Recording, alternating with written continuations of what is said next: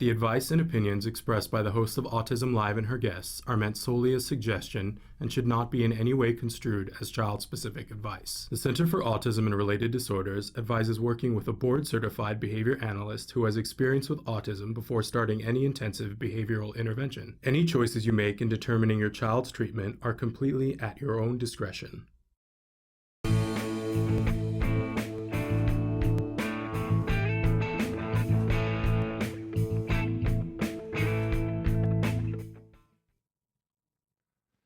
Hi, I'm Matt Asner, and welcome to On the Spectrum with Matt Asner. We've got a great show today. This is our February show. We've got a great show today. Joining us to talk about their incredible film, Jack of the Red Hearts, is Jennifer Deaton, the writer of the film, screenwriter, and also Janet Grillo, the director of the film. The film opens on February 26th. We're going to tell you how you can see it, and we're going to talk about really how good it is, because it really is good. And also joining us today will be Alex Fischetti, our resident Hollywood expert. He's going to talk about all things Oscar, because in 2 weeks, we're going to have the Oscars. So we want to talk to Alex about the excitement building around the Oscars, who he thinks is going to win. We're going to throw in who we think is going to win. And we're going to have a lot of fun with that. But for the first thing I want to do is I want to talk a little bit about the statement, the findings that the USPSTF autism screening recommendation findings. The U.S. Preventative Services Task Force is a government-appointed advisory group that yields great influence over medical practices and insurance reimbursement nationwide. They published today its final recommendation on universal autism screening. The USPSTF assigned the practice of an I grade for insufficient evidence in response to, to basically, they don't think there's enough evidence to warrant universal screenings, mandatory screenings for children for early intervention. So it's a very bizarre statement, I think. And if you think about it, we have 1 in 68 children being diagnosed with autism in this country. And about 2% of the population of the world is being diagnosed with autism. When is it going to be a priority to our government or medical institutions to make this a mandatory? Our average age of diagnosis in this country is 5 years old. In under-resourced communities, it's even higher. It's as high as 9. I think we need to let them know how we feel about this. So my feeling is, write your leaders and tell them that this is something that really stinks, because it really does. It smells of money, it smells of saving money, and it smells of really neglecting our children when they need it the most.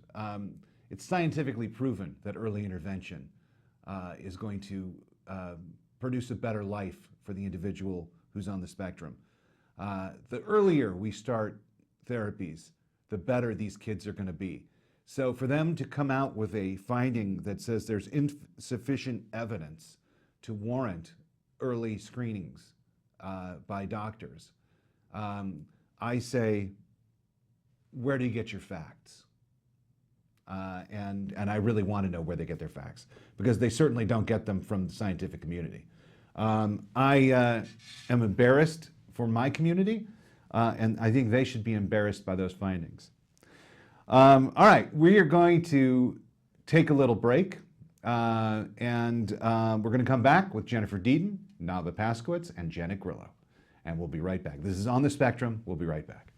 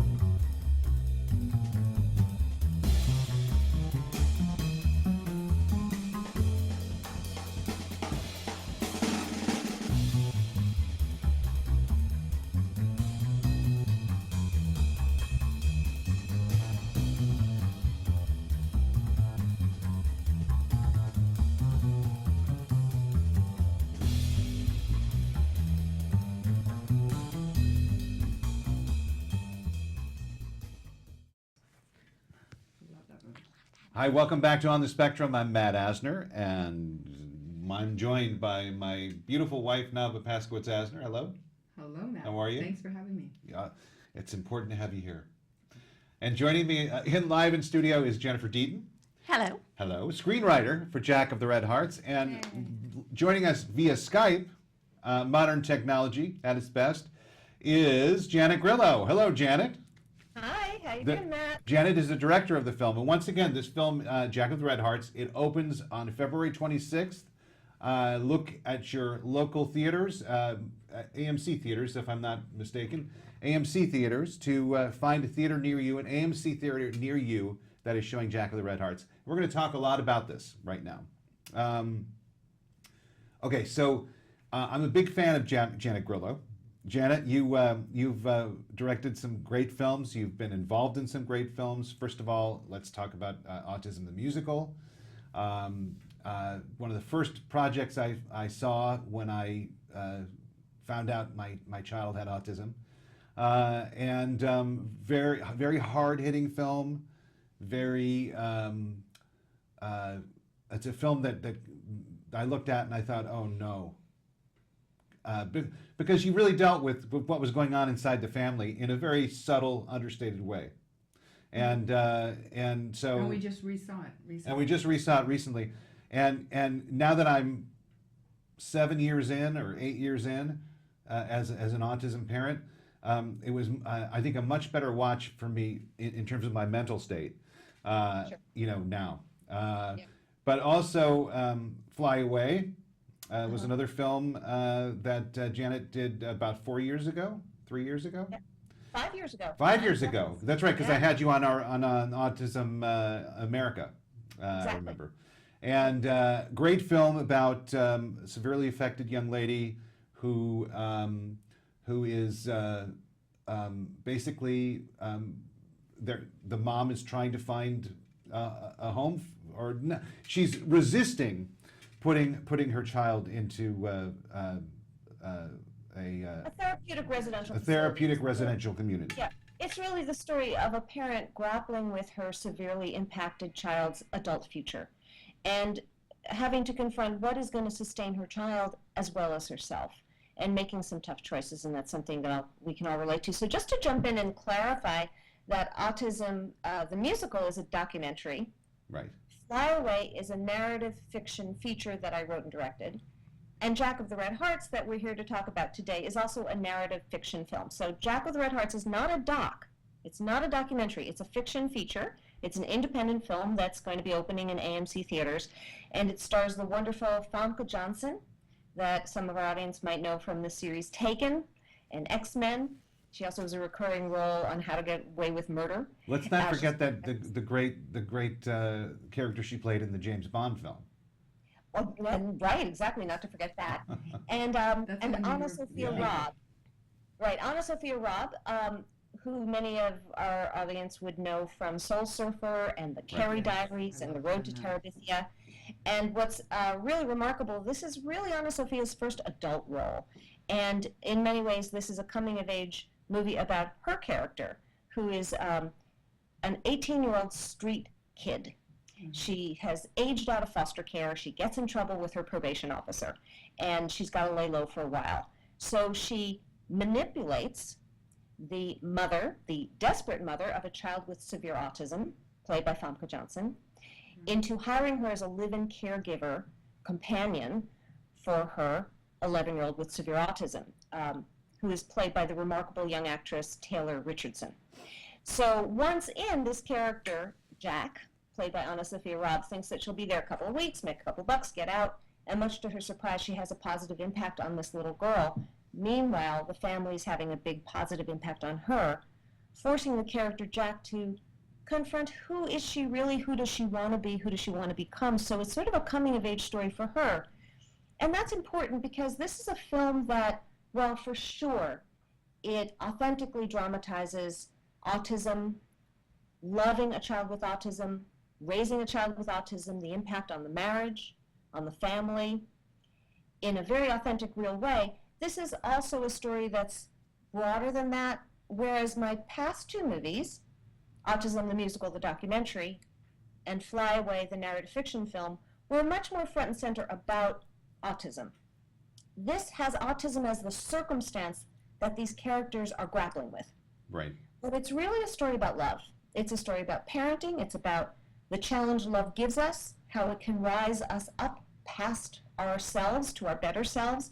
And it's also kind of, if you will, kind of a caper. You know, what's going to happen with this completely unqualified, kind of dangerous character in these circumstances. So it's, you know, it's engaging, it's entertaining, it's a movie. And we've had the great opportunity to share it with audiences both here and overseas, doing festival circuits. You know, we played in a lot of film festivals. We've won actually 11 awards. But what's been so gratifying is to see the impact that it has not only on members of our community, but to the general society. Now, I am the mother of a child on the spectrum. Jennifer, the writer, is the aunt of a child on the spectrum. And it's certainly important to all of us that we're sharing our story with each other, but it's also really important that we're sharing what our real challenges are with society at large, and to get the message out to, in a compassionate way, say, hey, here's who we are, here's what we're dealing with, and guess what, we need your help. So I think we're all excited that we're getting a mainstream release, and people who are outside of the community will get a chance to see it and therefore maybe understand our community better. Yeah. I'm going to ask Jennifer. So Jennifer, you wrote this. Was the initial urge to write this based on telling a story about autism, or was it based on telling a story that you wanted to tell in some other way? Well, as a writer, I think sometimes my subjects are fantasies that I'm living on the page.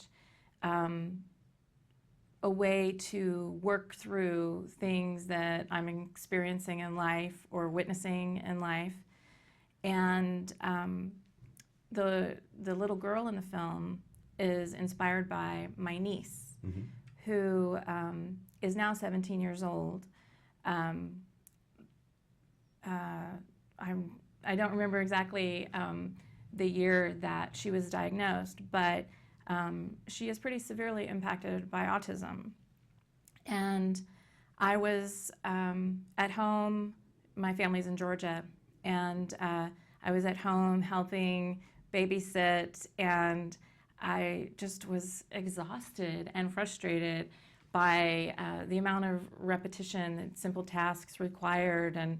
And there was a specific day where I fell to the floor of my parents' bathroom. They have a big bathroom and it's carpeted, but I imagine tile. I know, cold no, tile. It wasn't. But and this thought just flashed through my mind. I wished that there could be an Annie Sullivan type character, or that I could be an Annie Sullivan type character to reach this seemingly unreachable child. And Annie Sullivan is right. Yeah, I was going to say Worker. Annie Sullivan was the woman who helped Helen Keller sort of make contact with the world when her family had pretty much given up on her and felt that she was unreachable because of her blindness and deafness. And as a little girl myself, I was very fond of their story and of Helen Keller's writings. And so in crafting this modern day miracle worker story, I had this context of this conundrum of autism that has this child trapped in this kind of unreachable place. And I wanted the hero to be like Annie Sullivan, an unlikely hero. Annie Sullivan was half blind herself. She was, a ward of the state, I think orphaned, lost a sibling, a younger sibling. And she came into the Keller household not as like the big savior that anyone expected great things out of. So our story kind of takes this street kid who means to exploit the family for her own agenda and creates a bond, an unexpected bond that happens between her and the little girl. Okay, and we're gonna, Kelby, we have a clip that we have a couple of clips, right? And the first one, the two clips that we have the dinner table clip, and we have one other one, and I don't remember what it is. I think it's the one where we see Jack is the name of our street kid con artist person. It's short for Jacqueline, played by Anna Sophia Robb. And she is sort of in her disguise as Donna, the live-in therapist. And, you know, she's making mistakes left and right. So it's a moment where the mom, played by Famke Janssen, is reminding her as Glory's having a tantrum because she's not dressing her in the proper sort of way that needs to happen. So let's take a look at that clip, and we'll be right. We'll come back right after that and talk and continue our conversation with Janet Grillo and Jennifer Deep. Hey, just calm down, okay? Stop talking. What happened? Where's her therapy? No. Her therapy. The chew stick, remember we went over this? She needs something to chew on while we're getting her dressed. Okay, sweetie, there you go. Good girl, good girl. All right, we went over this. Panties, undershirt, then pants, then shirt. Don't ask me why the order matters, but it does, okay? All right, I'm sorry. All right, that's a good girlie. All right, give me the pants. What are we gonna do now?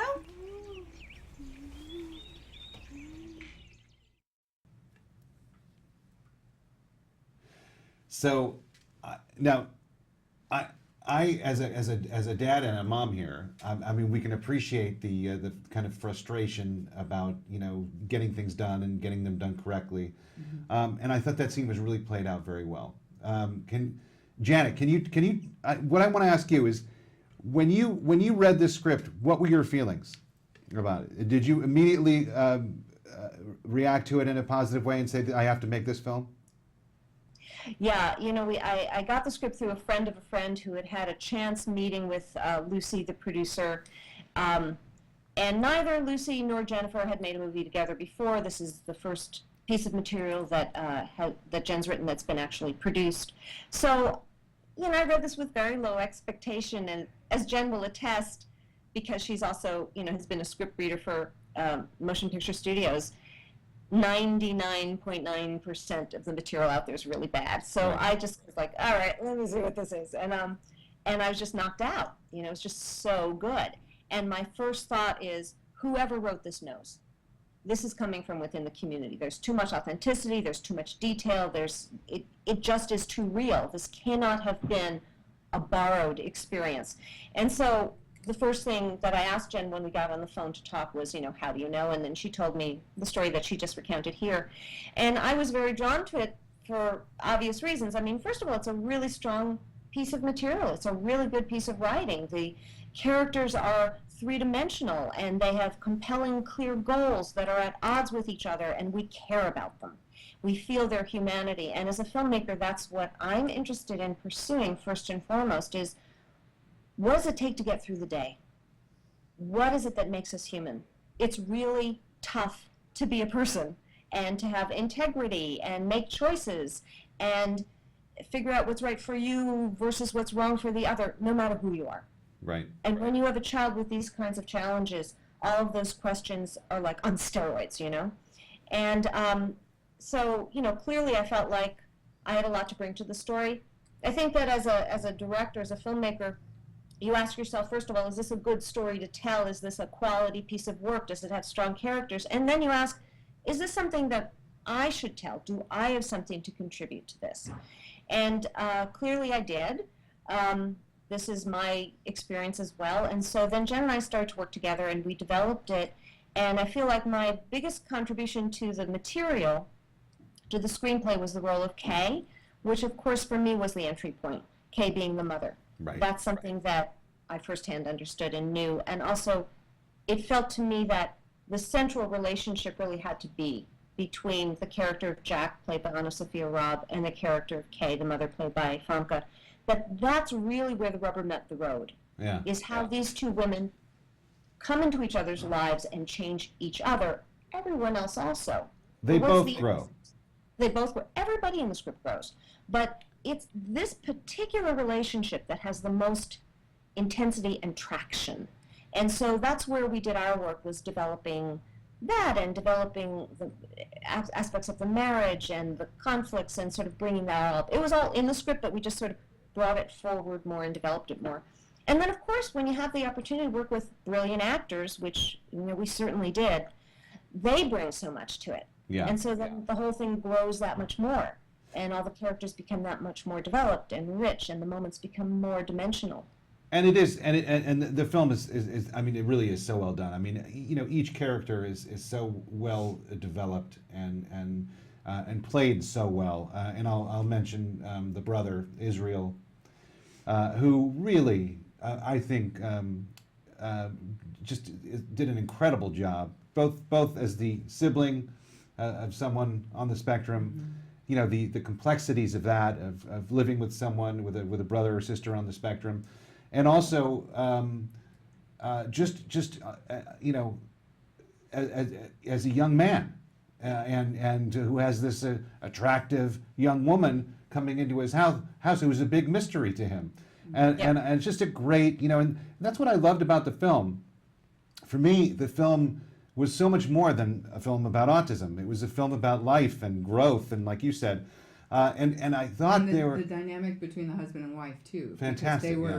They were really disconnecting in that one scene where she sees him sing, and she just, for a second, they were in that place that he wanted to be, which was connected again, and a married couple and romantic, and that is vital. I mean, 90% divorce rate in special needs families, and to see them have that little moment when they were dressing, where he comes behind her, it was beautiful, just really, really beautiful and romantic. That's very true, and you, as a director and a screenwriter, you showed a part of life, as a family living with autism, that's not, easy to show. It's not easy to show that sometimes we want to settle for things. Like the husband is a great example. Is this the husband? It's just like, oh God, let's not rock the boat. We don't really want to. She just started. Let's not rock the boat with these questions. Come on, let's just move forward. And I mean the questions that Famke Jensen, her character, I can't. Kay is her name. That Kay is asking, or that she's worried about, are very important questions. Mm-hmm. And for any parent, you're going to sit there and go, well, wait a second here.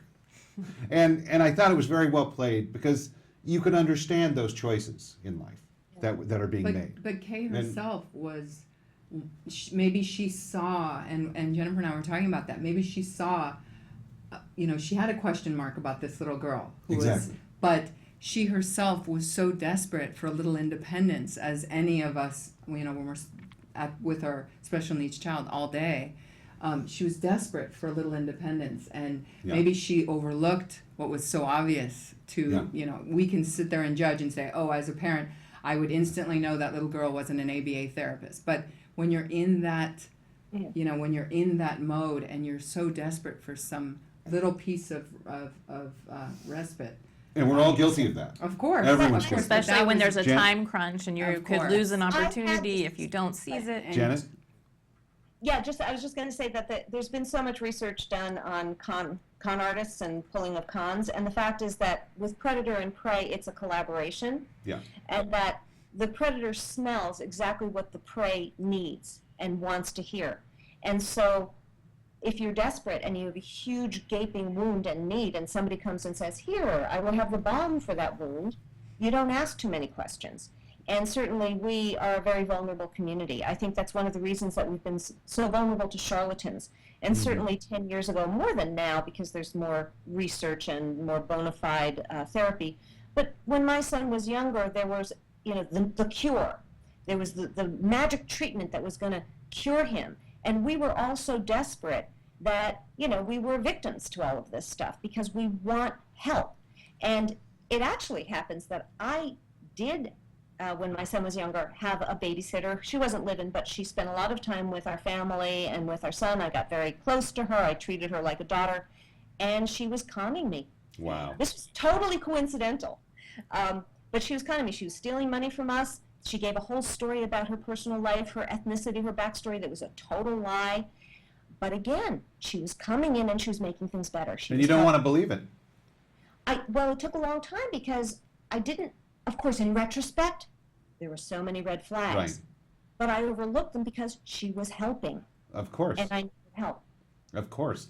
Now, I think you made a lot of bold and I think brave choices with characters in this film, and certainly there are several scenes that I think the entire audience cringes during. I'm not going to give them away here, but Okay. but I mean, really, I mean, when I saw it the first time, and I'm going to be honest with you, when I saw it the first time, I thought, oh my God. And the second time I saw it, I had this kind of revelation, and I thought, wait a second. You know, this is real. This is real. This is something that would really happen here. And I had my autism glasses on, autism dad glasses on, when I was watching it the first time, and I was thinking, oh, you know, how horrible, you know. But in reality, it was perfectly done for the character and perfectly, you know, right that it happened. Yeah. So, and I'm not going to kind of reveal what happens. They'll have to go see the film, and I hope they really want to go see this film because it's a very special film. And but what a great! I mean, my question for you, Janet, is as a mom first, dealing with autism, dealing with kids on the spectrum, seeing a character make a very bad choice for a young woman who can't really help herself. Yeah. Was there ever a moment inside you that made you go, hold on a second, I cannot do that. I can't do this. Was there ever a moment inside you that made you say that? No. I'll tell you why. Because I believe in telling the truth. As an artist, we have to tell the truth. Otherwise, what are we doing? It is our job to share truth, to share what it means to be human. And first and foremost, we're vulnerable. We live in a shade of gray, and we're trying to get it right. We're trying to figure out how to function. And if we're not in the intimacy of drama, revealing and exploring our vulnerabilities and our fears and our flaws, then it's a popcorn piece of entertainment, you know, so what? I'm not interested in that. And secondly, I firmly believe that if we are not candid about exactly what our problem is, we're not going to compel people to help us. So if we are protective of ourselves, protective of our children, not wanting to share just what the challenges are, how hard it is, how we all stumble and fall, then how can we ask people to help us to get up? And we need their help because, as you well know, Matt, our kids are going to outlive us. This is a lifelong neurological disability, and most people on the spectrum of autism will not lead fully independent lives. Most people on the spectrum of autism, and it's 1% of our population, is going to need lifelong services. Those are expensive. We're going to be asking general society at large to walk into voting booths, to pull levers, to vote for legislation and legislators who are going to ask us to pay taxes to help our kids. And if they don't compassionately, empathically understand what we are dealing with and what the challenges are, then why will they prioritize to help us? So I feel a responsibility to sharing our dirty laundry, you know, and just how challenging it is and how hard it is. And nobody's perfect, you know. It's really hard to figure out how to get through the day and how to help your kid and help yourself and keep going. And we need help. You know, perfect words, and I'll say that, you know, that you know, a lot of people say, oh well, there's too much awareness. There's you know, we're talking about this too much, but what you just said, I completely agree with. You know, there can't be too much awareness because this is such an important issue of, you know, in terms of what's important in our lives, and it's not just important in our lives.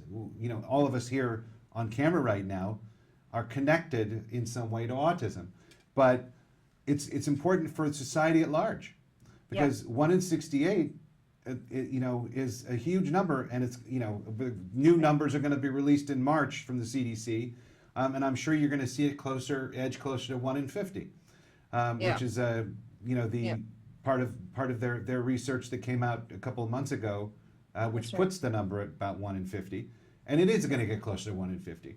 And, you know, you have decisions like the decision that was handed down this morning. I don't know if you saw that, where the consortium of doctors, and I don't have it up right now, but the Kelby or Shannon, do you know the acronym? It's a long acronym. Preventative Task Force released today that their findings were they found insufficient evidence to warrant early access screenings to autism for autism, mandatory autism screenings, which to me means that we're failing in terms of awareness, because obviously it's just the height of lunacy to say that. So when films like this come out, it's so important that people go see them, and not just people connected with autism, but people who are living life and who and this is an important film people because who are going to they're going to respond differently when they see an autistic person. With greater understanding. Exactly. Even a absolute lay person who walks in there, those are the people that we want to bring awareness to, because it's our children, it's our adults who they're going to be treating differently and forever changed by this movie. They're going to, when they come upon somebody, this movie is the kind of movie that should be mainstream, and everyone should, maybe in schools too. Yeah. To build empathy. Yeah, empathy. Yeah. I'm gonna actually, Janet, you've got a talk at NYU that you got to go to, so I'm gonna say goodbye to you, but we're gonna actually transition to a clip right now of the dinner scene in the film. We're gonna show that and then go to break. But I wanted to thank you very much for coming on the show. We're going to continue with Jennifer. Bye, Janet. But and we're going to talk about Oscars. So you're leaving at a fun time, because we're going to actually talk about the Oscars now. Well, thank you, Matt, and thank you for this opportunity to share our film. And I hope everybody will come see it. Well, Janet, I love the film, and once again, I think it's a film about letting go, and it's a film about growth. And a beautiful film. 26th. It opens on February 26th at an AMC theater, hopefully near you. Check it out. You can go to our Facebook page at Jack of the Red Hearts, and there should be a list of theaters somewhere along there that you can find, and the trailer. And I will say that this film is a must-see. You have to go see it. It's that good. So, and bravo on the brave choices. And people will know what I'm talking about when they see this film, because I guarantee you will cringe. So, Janet, thank you very much. And we're going to continue with Jennifer. We're going to see a scene right now at the dinner table, a family meal. And then we're going to go to break, and then we'll be right back. This is On the Spectrum with Matt Asner. Bye-bye. Let's wait for Mark. Okay, sorry. Oh, there you are. Hey. Just in time to say grace. Excellent. Just dressing up for Sunday dinner, thank you. I want potatoes, please. Thank you, dear Lord, for the food we were about to eat, and the hands that prepared it. I want potatoes, please. Thank you for Donna, the lovely woman who is about to be Glory's companion. Thank you for our health Potatoes, please. and Glory's continued development. Amen. And for Robert, I want his good potatoes, friend please. Dudley, and for my job. We thank you. Amen. Amen. So, how are things in your life, boys? Everybody's raving about how great State's gonna be. Oh, it'll be fine, honey. I want potatoes, please. No. Oh, wonderful. Yeah, I'll be swine. It'll be cool. We got my car. Your car. He's not driving your car. I want potatoes, please. I want my potatoes. Donna, the whole point is for her to talk, not punish her for it. Ow! Oh! Donna! Mark, could you... Come here, sweetie. Sorry. Oh, Glory. Sweetie, it's okay. She's accustomed to taking things off our plate, so it's the only time we can have an adult conversation. What a total con. Exactly.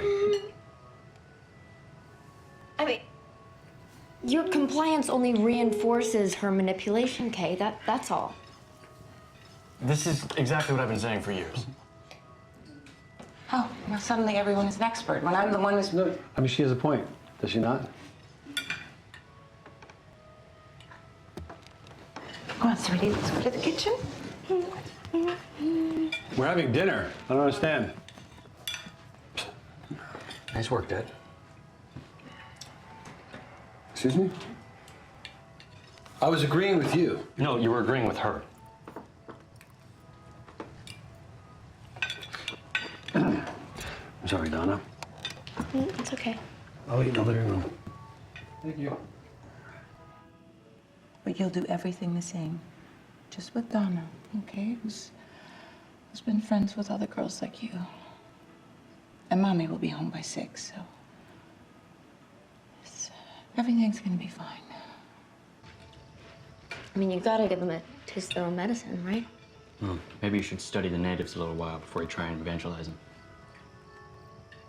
Does he always talk like that? Yeah. I don't, though. You know, I'm chill. So, Donna, tell us about yourself. You go to college? No, where'd you go to college? Yeah. Must have been fun. Yeah. What'd you study? Yeah, like, did you buy alcohol? Shut up. You have friends in the area? I'm gonna go eat with Where'd you Dad. party? I have a Cadillac. If you want to go for a ride in it sometime. Where? Damn. Go, bro. I swear if you don't, I will. Well, that's tragic. All right, welcome back to On the Spectrum with Matt Asner. Once again, we have with us Nava Paskowitz-Asner and Jennifer Deaton, the screenwriter for the great film Jack of Red Hearts. And Alex Fischetti is joining us.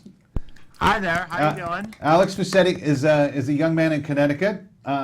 He's on the spectrum. And Alex used to do a radio show that I did called Autism America, and we had a segment every week where Alex would talk about Hollywood, and because Alex loves Hollywood. A brilliant idea that I had was to have Alex join us on the spectrum. So this is Alex's first segment on the spectrum. So welcome to the show, Alex. Thank you very much for having me. Now, the writer for Jack of All Trades, that's with Anna Sophia Robb, right? Jack of the Red Hearts. Yes, it's with Anna Sophia Robb. Yes. From Soul Surfer. I had the great pleasure of interviewing her. She's one of my favorites.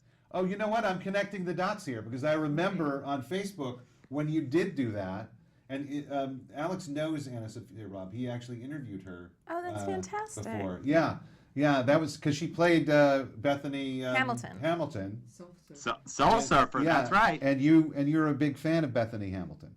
Yep. She was a very big inspiration to me, and Soul Surfer is an amazing film. So that's pretty cool that the writer for Sophia's latest film is with you today. That's pretty cool. Yeah, and you know what, Alex, it's a great film. You should check it out. It's probably maybe gonna play in Connecticut, or would you have to be in New York? New York. I pray it comes in Connecticut. You know, we have a new movie theater where I live here in Connecticut, and I think, and it's called the Prospector Theater. And a quick little bit of tidbit about the Prospector Theater. Do you know that most of the employees who work at the Prospector Theater in the town where I live in Connecticut, most of the employees have either autism or special needs? Or Awesome. That's great. That's great. That's yeah. great. Now, do you have a job there? Are you... No, I don't actually. I'm still working at my local performing venue over at the Ridgefield Playhouse. I do a lot of, I usher at a lot of concerts there. The last concert I did was the Valentine's Day Gala with Joan Jett and the Blackhearts. Oh, that's one of Nava's favorite bands. Joan Jett and the Blackhearts. That's I nice. love that. Yeah, she's a big Joan Jett fan. Yeah, so I do sometimes I do 5 straight concerts a week, sometimes I do 2, sometimes I do 3. It's a fantastic gig. You get to, a lot of my friends are like members there because the Playhouse is a nonprofit and they rely on the support of like members and stuff. And after I'm done working, I get to see the show if I'm interested. It's a pretty cool gig. Well, that's great, man. Congratulations. I appreciate that. Thanks. And Yeah. and yeah, and blessing my community. I'm very community minded these days. I'm helping with a wide range of issues I'm kind of like a fundraiser and raising awareness through Facebook and so forth. And domestic violence is a big issue that I deal with here in my town. I'm a big fundraiser for that. I'm involved with my women's center that helps battered domestic violence and sexual assault victims. We have this event in the fall called the Women's Center Safe Walk, and I raise a nice amount of money there, like $7,610, and those are some of the projects I've been working on lately. Well, that's great, Alex. Well, you're a pillar of your community, and just an overall great guy. And I'm proud to have you on the show, to have you as a regular on the show. We're gonna have you on every month. So. That's fantastic. So you want to talk some Oscar picks? Huh? We're going to talk some Oscar picks. So let's start at the beginning. So who do you have first? Let's do a category. We're going to predict.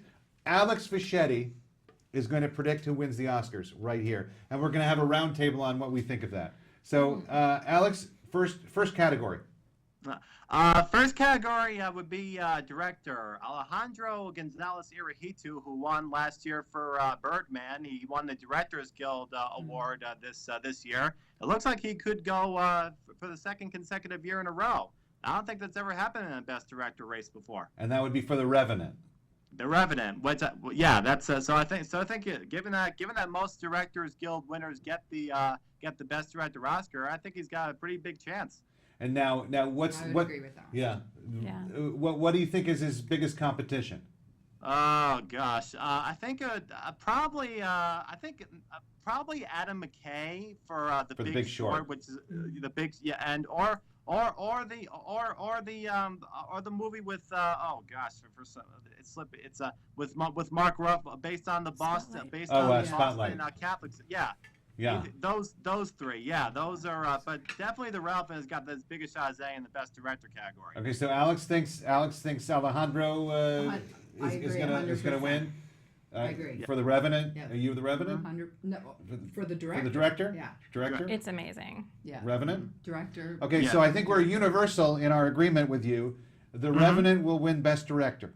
Alejandro will win Best Director for the second time in as many years. As many years. It should be a historic event. Yeah. Very good. So moving on, category number 2. Supporting actress. This is a two-way. This can go a couple of ways. I'm interested to see if Kate Winslet wins for her role in Jobs.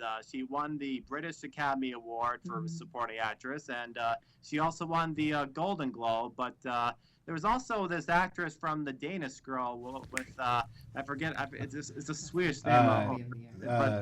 Alicia Vikander. Alicia Vikander. So definitely a toss. So I think it's a toss up between the two. Well, what about Rooney? Mara Rooney. Rooney Mara is also in the running, so it can go. It's a definitely tight knit race this year. Well, I think it's going to be Kate Winslet. Yeah, absolutely. I hope not. I just think that she's probably loved. She's loved by the Academy. She's probably the one that people are going to write down. I think Alicia Vikander was amazing in The Danish Girl. She made that movie to me. Yes.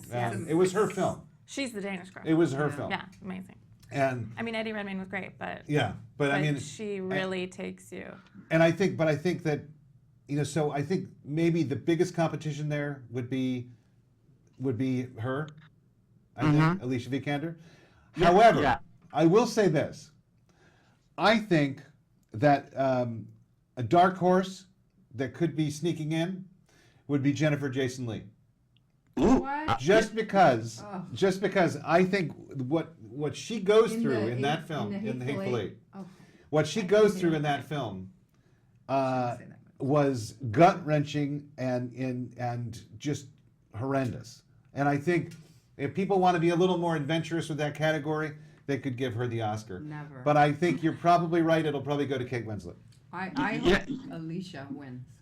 Well, it can go. That's I definitely see where you're going with Jennifer Jason Leigh. Maybe like as the sentimental favorite because she's been around for a while. So who? Okay. So wait. So Alex, you're saying Kate Winslet, right?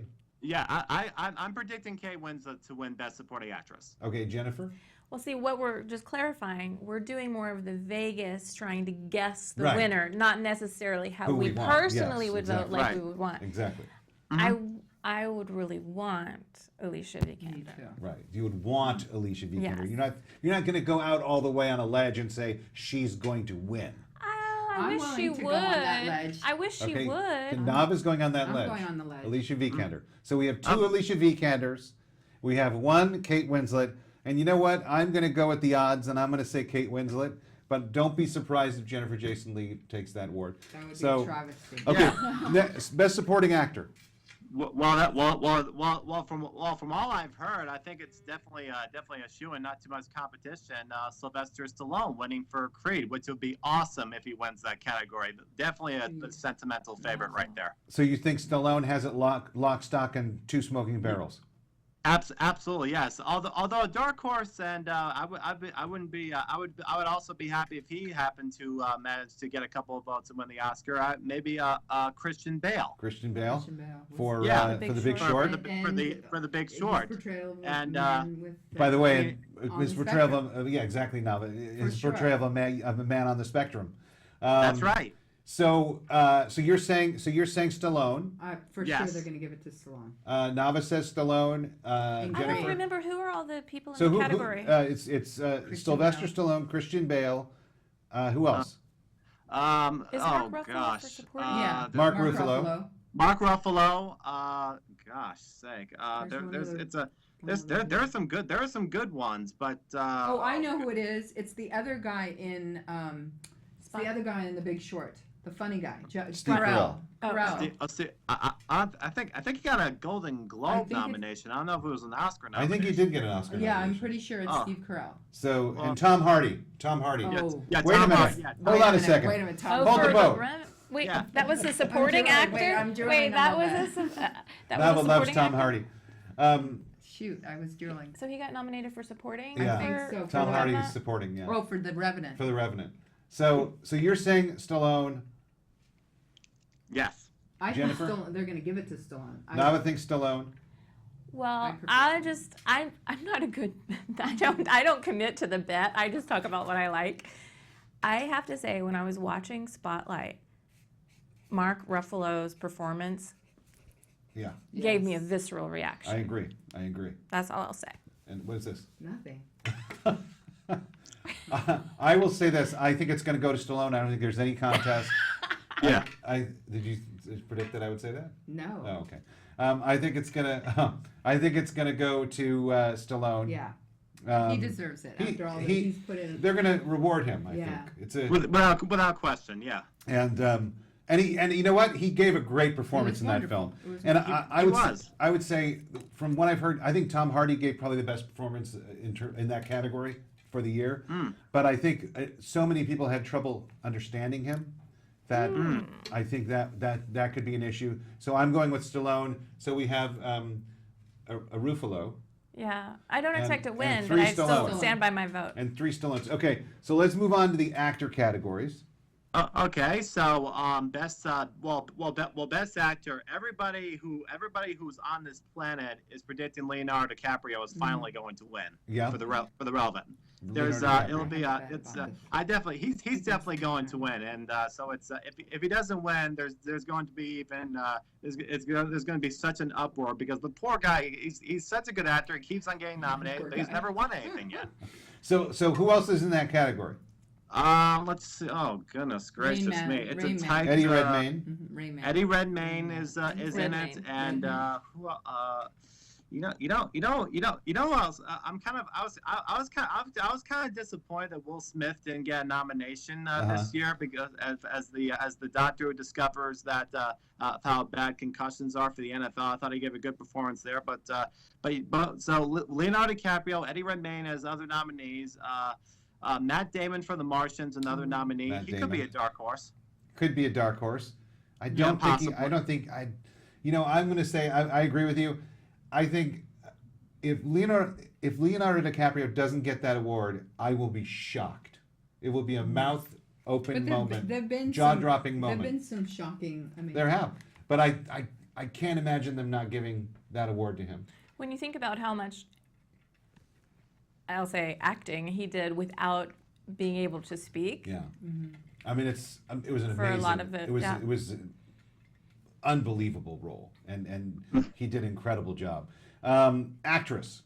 It's going to be Brie Larson for Room. Now, Room is a movie that not too many people have seen because it's very mostly in the independent markets. But Brie Larson's been winning every single Best Actress award that she's been nominated for that movie. So I predict that she's going to win for that.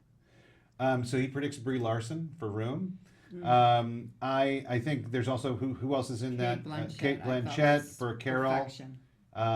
Charlotte Rampling. Yeah, another Jennifer Lawrence for Joy was pretty good. Jennifer Lawrence for Joy. Now I think let's see. So who did you say again? I said Brie Larson for Room. Yeah. Okay, so I think Brie Larson definitely will win the Oscar. I think she gave an incredible performance in a film that I think I did, but did enough people see them? Did enough people? That's always the trick. I mean, that is always. And I think I loved Room, but I think the nature of the story kind of divides it in half. Yeah. In a way that the pacing and intensity of the first half is more intense than the second half. So sometimes I think people, if they have reservations about the film overall, might not give that Oscar to the actor in the actor category. But she does deserve Who would you it. pick? I might pick her. I mean, I thought she was great. And also, I think Kate Blanchett has become almost the Meryl Streep of the day. I mean, she's perfection. Well, see now, she's perfection. I would have gone with Kate Blanchett for Truth over. I thought in Carol. I thought she was. But because I think she gave a much better performance in Truth than she did in Carol. But that's just my opinion. And I think that's Kate Blanchett's worth about win. 2 cents. So Brie Larson. I didn't see Truth yet. Brie Larson is a universal decision here, I think. No, I picked Kate Blanchett. Oh, I'm sorry. Nava picks Kate Blanchett. So one dissenting vote, and then now we have Best Picture. It's either going to be The Relevant or Mad Max. Either one. The Revenant or Mad Max? Wow. Do you really think Mad Max has a shot at winning Best Picture?